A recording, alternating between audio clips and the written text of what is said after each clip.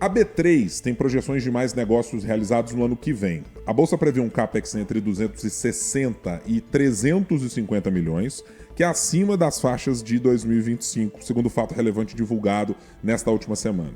Em relação à despesa, também há uma projeção melhor.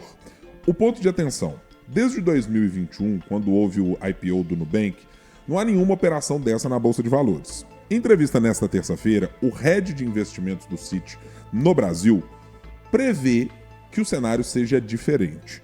Gustavo, eu estou juntando aqui as duas coisas. A B3 sinalizando um ano um pouco melhor do que o ano de 2025.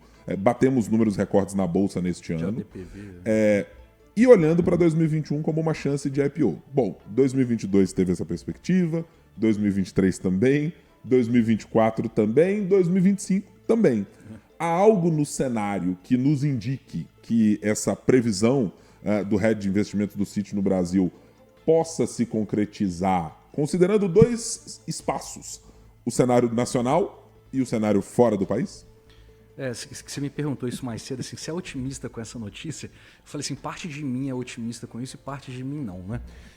Meio que assim, porque para que a IPO aconteça, eu tenho que ter duas coisas. Eu tenho que ter alguém querendo vender e alguém querendo comprar. Então vamos olhar para cada uma dessas pontas, né? E vamos olhar sobre essa ótica exatamente de 2021, né, que foi o grande último ciclo que a gente teve.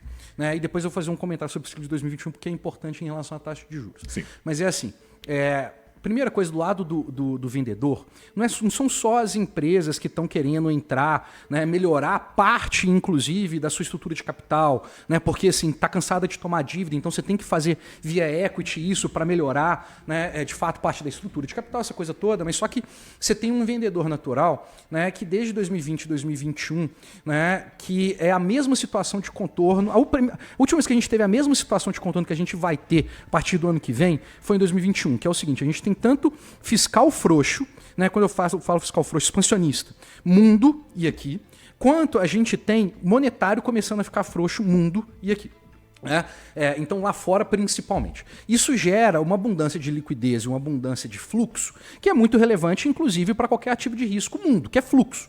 Né? Que inclusive a gente tem se beneficiado muito disso e vai acabar se beneficiando muito disso. Né? Esse é um ponto. Mas os últimos 5, 6 anos, né, foram anos que esses tais de fundos de private equity, venture capital e etc., né, eles pagaram preços absurdos lá atrás, em 2021, inclusive, né, mas foram compondo o portfólio ao longo do tempo.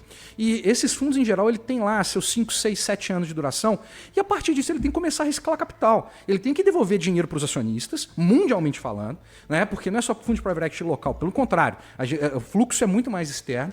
Né, ele tem que começar a distribuir, né, retorno para os acionistas, e eles estão com um nível que a gente fala de dry powder gigante, que tem muito dinheiro em caixa que não está conseguindo comprar oportunidades.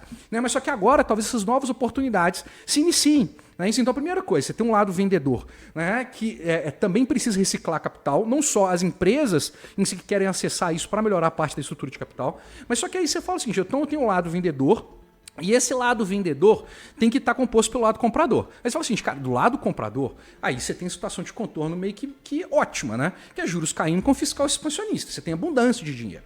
Né? Fala assim, então, beleza. O lado comprador, em parte, ele está otimizado por um ciclo contratado, né, de combinação tanto de política fiscal expansionista quanto política monetária expansionista a nível mundo. Ótimo, excelente, bacana. Aí você fala o seguinte, agora então o comprador ele tem que falar o seguinte, eu quero tomar risco. Aí começa uma outra, né, discussão. Eu quero tomar risco a qual preço? Né? Porque assim, se me perguntasse por que em 2021 você teve tanta IPO, e todo mundo vai virar e vai falar o seguinte, né? Porque o juros estava a 2%. Não, é verdade, bacana, muito bom. Né? Mas por que você tinha tanto comprador, né, e tanto vendedor? Não é isso? Primeiro porque o cara que estava vendendo, ele estava vendendo a um nível de valuation extremado. E o cara que estava comprando, ele não tinha nenhum outro lugar para ir, né? Ele era meio que forçado a tomar risco. Criou-se uma tempestade perfeita. Qual que foi essa tempestade perfeita? Mundialmente falando, né, mas Brasil de maneira mais simbiótica, 90% mais ou menos dos IPOs que tiveram em 21 e 22, caíram mais ou menos 90% o valor da ação. Você pega aí, né, Multilaser, você pega Espaço Laser, você pega, como é que fala, aquela que compra roupa usada e vende roupa usada, Enjoei, e várias outras empresas dessas, aqui e lá fora também, porque você tinha mudança de capital. né? Aí você fala o seguinte, pô, a 2% isso aconteceu e foi completamente errado. Eu concordo, sabe por que foi completamente errado? Eu quero comprar, né, a ação quando o juros está, na verdade, a 15%, mas não faz sentido nenhum, né? Por que você vai comprar um IPO a 15%? Porque o cara que vai vender, ele precisa melhorar a estrutura de capital dele e o cara que está vendendo no private equity precisa remunerar o capital. Não é isso? Eu vou comprar isso a muito melhor do que eu compraria antes. Né? Aí você fala o seguinte, mas que legal, né? Assim, você tem o lado do vendedor, mas por que o lado, então, do comprador faria isso? Ué, exatamente porque ele vai comprar coisas mais baratas, não é isso? E ele vai compor capital ao longo do tempo com a entrada de um novo ciclo de política monetária para baixo. Né? Tem uma entrevista muito genial, tem um fundo de private equity famoso no Brasil, que é o pessoal da Spectra. Né? E eles são assim, dos mais longínquos, muito low profile, essa coisa toda. E perguntaram isso para ele. Falei assim, cara, 15% porque private equity faz deal o negócio. É porque agora que eu compro coisas excelentes. Não é isso? Assim, eu deveria estar olhando para a remuneração do meu nível de capital, ajustado pelo risco, nesse patamar. Porque o que se comprou lá atrás, né, que você fala assim, o juros estava 2, você aceitava ganhar 10, né? Fala assim, pô, você dei mais 8, né, aquela coisa toda. Não é isso? Ótimo, excelente. Mas o 10, né, contra o 15, ele virou pó, né, no final das contas. Agora você fala o seguinte, o cara, para conseguir continuar tocando o negócio, ele está disposto a fazer o mesmo CDI mais 8 para mim, né, de retorno preferencial. Mas só que eu estou fazendo isso com juros muito mais alto, ancorado no valuation muito mais ok, não vou falar que é baixo, mais justo. Né? Então, assim, se a gente conseguir unir vendedor e conseguir unir comprador, porque a nova situação de contorno de mundo é essa, que excelente que seja. Que a gente também precisa renovar, inclusive, do nosso lado do Ibovespa, o que a gente compra e vende. Né? Porque, assim, esquece esses IPOs de 2021, porque nada tem liquidez e nada vingou em negócio. O BOVA, né, ele continua sendo a mesma coisa. Ele continua sendo banco e um monte de coisa que polui. Né? Essa é uma frase de um ex-diretor que eu tive. Né? Banco, Itaú, Bradesco, Banco do Brasil, etc. E aí você tem Vale, Petrobras, todas essas outras coisas.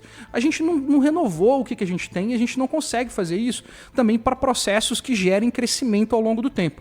Né? O que a gente tem de tecnologia no Ibovespa hoje? Né?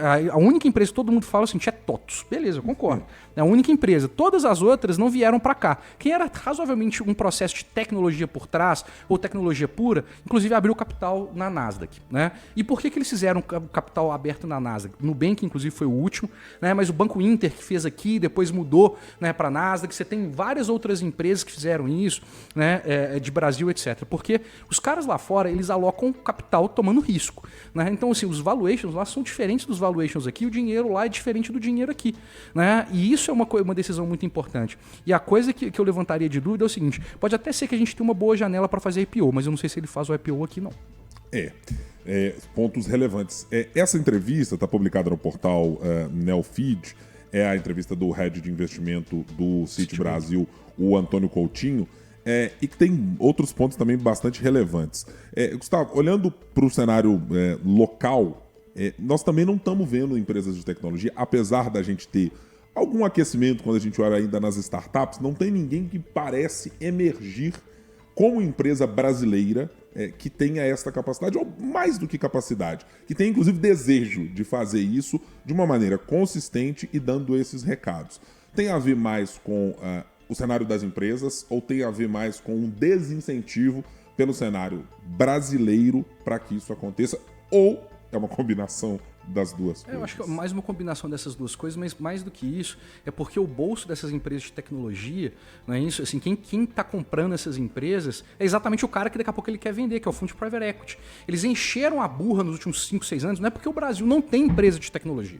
Né? Assim, inclusive a gente tem boas empresas de tecnologia, tem várias empresas, principalmente na parte de fintechs, meios de pagamento, etc., que pela situação de contorno que a gente dá aula nisso no Brasil, porque sim, nosso sistema financeiro nacional é muito bem feito, o sistema de pagamento brasileiro é muito bem desenhado, inclusive muito melhor do que o lá de fora, você tem empresas fantásticas nessa frente e outras empresas. Né? Mas só que essas empresas elas estão acessando equity, ou seja, ao invés de tomar dívida, né, vendendo as ações, elas estão vendendo para quem teve bolso para elas nos últimos 5, 6 anos. Que foi exatamente os caras de private equity. Mas só que agora, eles têm que ser os vendedores naturais disso daqui. Mas só que eles vão fazer isso, por necessidade, quando ele precisa renovar, né, o capital e devolver dinheiro aos acionistas. E segundo, à medida que os valuations ficam cada vez mais atrativos. Então, assim, a gente tem empresas de tecnologia. Não tantas quanto, né, Estados Unidos tem, ou China, ou qualquer outra coisa do tipo. Mas, assim, se você for comparar, faz a mesma pergunta, por que a Europa também não tem empresa de tecnologia? Bolsa Europeia é um monte de coisa de marca de luxo e de carro. Né? Assim, não tem qual que é o Google da União Europeia? Né? Assim, quem que são esses caras ali? Ela não está na linha de frente da inovação. Quem que são esses caras aí? Não é isso? Assim, é a mesma pergunta. Né? Inclusive, eu te falo que eu acho que o Brasil está muito na frente da União Europeia em relação a isso, a despeito do meu nível de juros, né, ser 3 vezes maior do que o nível de juros dos caras. Não é isso? Porque pelo menos aqui também tem uma outra coisa, que aí tem que dar parabéns para o Brasil. Que assim, independente da volatilidade de juros, volatilidade de crescimento econômico, quem é empreendedor e alocador de capital de verdade, quem toma risco, esse cara, o brasileiro que sabe fazer isso, putz, merece realmente ficar bilionário. Então a gente tem que parar de criticar quem ficou rico como sendo empresariado, porque é o cara que tomou risco. Né, de verdade. Mas assim, a gente tem boas empresas de tecnologia. Por que elas não estão na bolsa? Aí você tem várias outras perguntas. De novo, Private Equity tomou lugar na frente porque na hora que esses caras precisaram de ativo, quando ninguém queria dar dinheiro para eles simplesmente para queimar, esses caras quiseram. Não é isso? Então quem tomou risco saiu na frente. Né? E a gente não tem essa cultura de Brasil de ser tomador de risco. A gente entra em bolsa, na verdade, em geral, muito mais porque você me contou que você está ganhando dinheiro e eu não ganhei dinheiro com isso, né? E eu entro tardiamente, do que simplesmente pelo fato estrutural de alocar a minha poupança nesse tipo de ativo. Né? Pelo simples fato também que eu não tenho poupança, né? E também é uma outra diferença. Ah, tem esse ponto que é bastante importante. 12:37. Gustavo, a gente volta a se falar amanhã. Quer dizer, depende do Júlio Vieira, se ele vai estender as férias ou não vai estender. Brincadeira. Júlio Vieira tá em franca recuperação para amanhã voltar enorme e já felicíssimo. Já me contou aqui, mandando mensagem, que tá achando que o Tite vai ser campeão mundial pelo Cruzeiro. Naquele ânimo característico de Júlio Vieira. Um abraço, Gustavo. Um abraço, pessoal. Até mais.